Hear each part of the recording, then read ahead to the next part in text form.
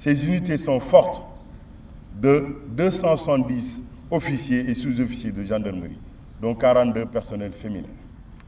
Je voudrais, mon général, avec votre autorisation, m'arrêter en ce moment de mon discours pour vraiment magnifier un symbole très fort aujourd'hui.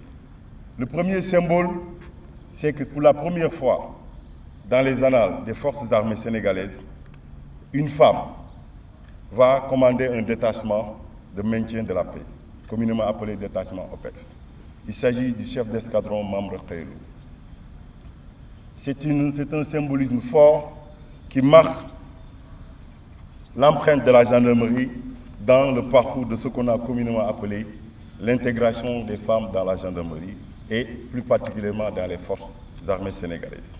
Mon formation de pré-déploiement de ces gendarmes devant vous leur a permis de se familiariser avec le système des Nations Unies et l'environnement des opérations de maintien de la paix.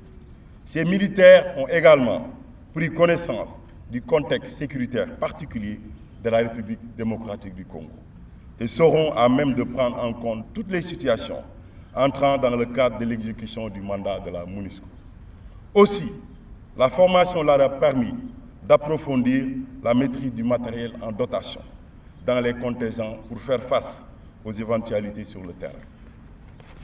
Toutes ces activités entrent dans la dynamique de mise en adéquation des unités constituées avec les normes et standards internationaux mis en œuvre par le système des Nations Unies.